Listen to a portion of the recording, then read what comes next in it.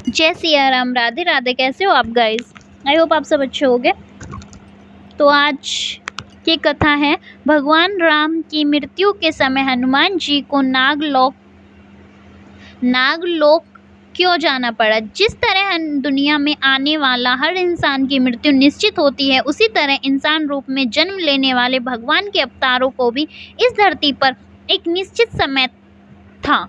वो समय समाप्त होने के बाद उन्हें भी अपने प्राण त्याग करके अपने लोक वापस लौटना पड़ता है। उसी प्रकार भगवान श्री राम भी इस लोक को छोड़कर वापस विष्णु लोक गए। भगवान श्री राम के मृत्यु वरण में सबसे बड़ी बाधा उनके प्रिय भक्त हनुमान थे।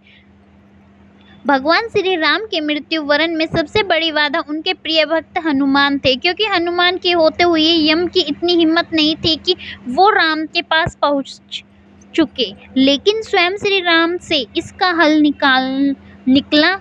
आइए जानते हैं कैसे श्री राम ने उसका हल निकाला। एक दिन राम जान गए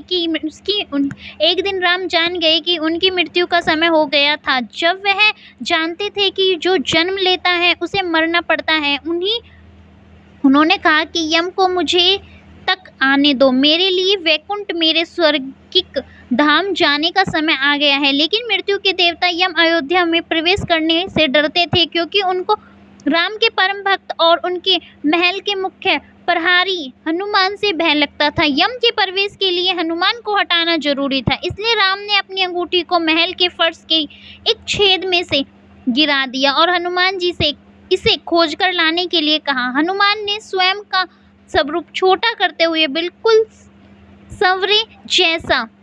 भंवरे जैसा आकार बना लिया और केवल उस अंगूठी को ढूंढने के लिए छेद में प्रवेश कर गए।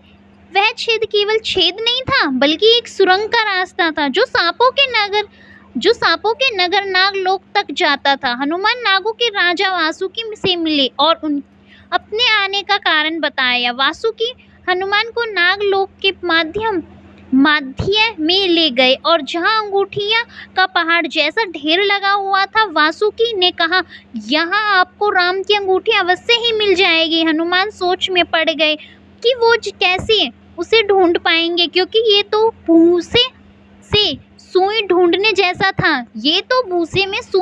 जैसा था। लेकिन सौभाग्य से तो पहली अंगूठी उन्होंने उठाई वो राम की अंगूठी थी।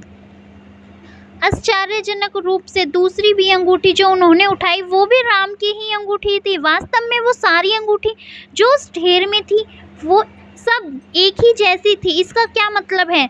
वह सोच में पड़ गए। वासुकी मुस्कुराए और बोले, जिस संसार में हम रहते हैं वो सृष्टि व विनाश के चक्र में गुजरती है। इस संसार के प्रत्येक सृष्टि चक्र को एक कल्प कहा जाता है और एक कल्प के 4 युग या 4 भाग होते हैं। दूसरे भाग या त्रेता युग में राम अयोध्या में जन्म लेते हैं। एक वानर इस अंगूठी का पीछा करता है और पृथ्वी पर राम मृत्यु को प्राप्त होते हैं। इसलिए यह सैकड़ों हजारों कल्पों में चली आ रही अंगूठियों का ढेर है।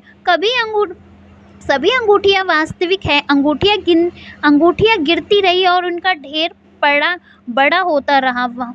भविष्य के रामों की अंगूठियों के लिए भी यहाँ काफ़ी जगह है। हनुमान जान गए कि उनका नागलोक में प्रवेश और अंगूठियों के पर्वत से साक्षात कोई आकस्मिक घटना नहीं थी। यह राम का उनको समझाने का मार्ग था कि मृत्यु को आने से रोका नहीं जा सकेगा। राम मृत्यु को प्राप्त होंगे, संसार समाप्त होगा, लेकिन हमेशा की तरह संसार पुनः बनता है और राम भी पुनः जन्म लेंगे। Thank you for watching this video. अच्छी लगी हो वीडियो तो प्लीज़ चैनल को लाइक एंड सब्सक्राइब करना ना भूलें। Thank you for watching this video.